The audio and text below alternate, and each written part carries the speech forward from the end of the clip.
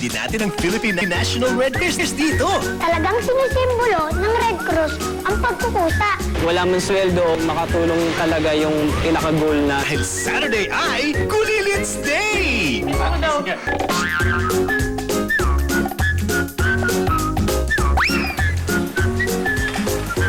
Alam niyo ba na ang Philippine Red Cross ay 63 years old na?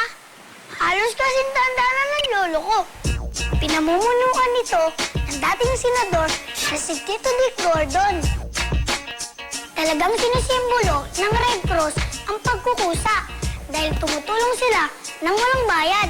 Ang ating layunin ay to alleviate human suffering. Dapat maibsan ang hirap ng mga tao. Sila ay may 96 chapters sa buong Pilipinas at may milyong-milyong volunteers. Alam niyo ba, si Tita Rosa Rosal, isa sa pinakamatagal na nag-volunteer dito sa Red Cross. At kahit mga kabataan, pwedeng sumali sa Red Cross. So ngayon, ang ginagawa natin ay tinitrain sila, and then after the training, tinutulungan nila yung mga school clinics nila. No? Sila yung parang mga little nurses.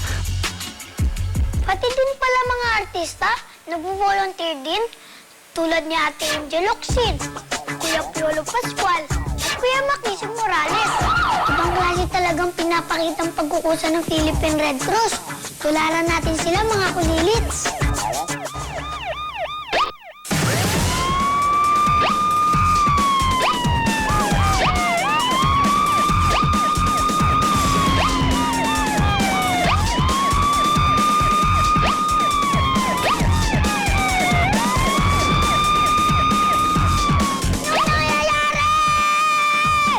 Cool ka lang, Bugoy. Nagpa-practice lang kami Nang ano po? ng fire drill namin.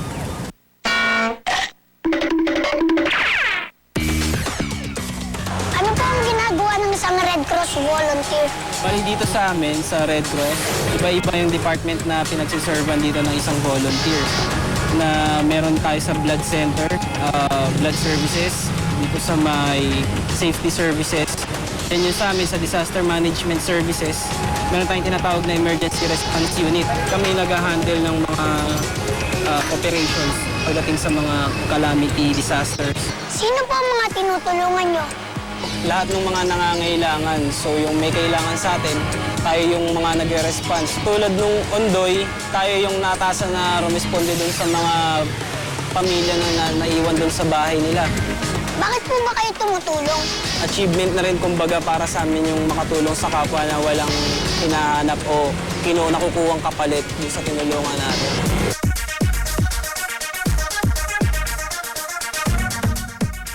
Gusto ko rin po tumulong sa iba. Pwede po ba sumali sa inyo? Oo, tara! Hello po. Hi, hello.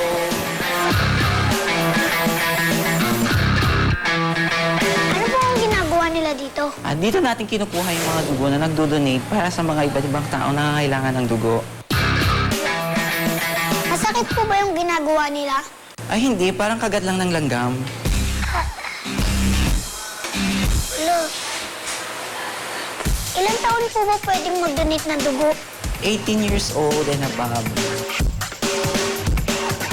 Rani, ano po ang ginagawa ng Red Cross? Halika sa labas. Bugoy, dito tinuturo yung first aid and BLS. Sa bagay naman daw, pinili mo sa challenge at sa infant? Yes. Eh, doon naman daw sa depth, pare-pareho ba sila ng lalim? Since child siya, child ka din, dapat yung dalawa mong kamay. Ganun mo yung dalawa mong kamay. 5, 6, 7, 8 mo daw yung nose. Tapos biglang mo daw yung bibig. Walang na ako ng hininga. Nakakaanga naman po ang trabaho nyo.